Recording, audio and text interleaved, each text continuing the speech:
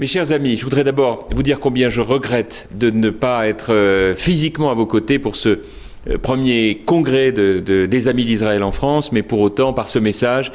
vous dire d'abord combien j'ai été évidemment heureux de signer, mais sans hésiter une seconde, le pacte d'amitié que vous m'avez proposé de signer, que j'ai signé d'autant plus spontanément que je fais mien l'idée simple que la France et Israël sont deux grands pays dont l'amitié est ancienne, profonde, même si elle n'empêche pas de temps en temps de se dire les choses, et que je suis depuis toujours, à titre personnel, un ami d'Israël. J'aime ce pays, j'en connais beaucoup de ses habitants, avec lesquels il m'arrive bien souvent de parler de l'aventure extraordinaire qu'est l'histoire de ce pays magnifique qui, envers et contre toutes les hostilités, de toute forme, a tenu et a montré au monde entier un exemple extraordinaire de réussite économique, mais aussi de réussite éducative, culturelle, universitaire, scientifique, bref, tout autant de domaines dans lesquels, on peut le dire, Israël, grande démocratie, dans une région où les dictatures continuent, hélas, de faire florès, grand pays qui montre aux uns et aux autres qu'il est important de tout faire dans un esprit de dialogue et de paix.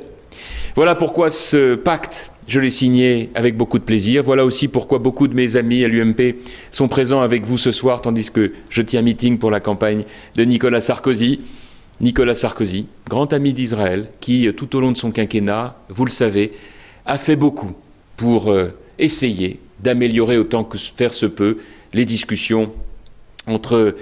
Israël et l'autorité palestinienne dans des conditions dont chacun sait qu'elles sont bien difficiles. C'est pour ça d'ailleurs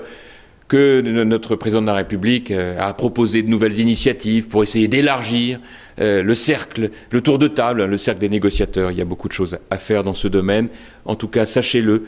nous à l'UMP, nous sommes les uns et les autres profondément engagés sur ce principe de deux États, deux peuples qui, dans la paix, sont capables demain de construire un avenir qui soit autre chose que la guerre, la violence, le sang, les larmes. Et puis je voudrais profiter de ce message aussi pour vous dire que dans tous nos esprits, bien sûr, et dans notre cœur, il y a la tuerie épouvantable de Toulouse et de Montauban.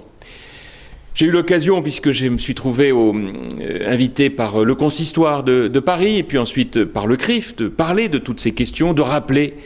la lutte déterminée qui est la nôtre contre toutes les formes d'antisémitisme, de racisme, de xénophobie, ici même dans notre pays, où la mobilisation dans ce domaine a toujours été extrêmement forte depuis 10 ans que nous sommes en responsabilité au service de notre pays. Et je dois vous dire dans ce domaine, là aussi, que Nicolas Sarkozy, que nous tous à ses côtés, sommes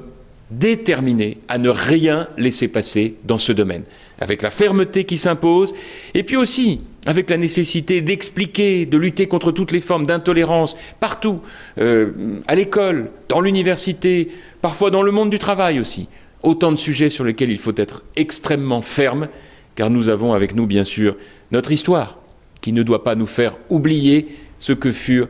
les sacrifices de nos aînés. Et puis, je le dis à titre personnel, mon histoire familiale, mes racines,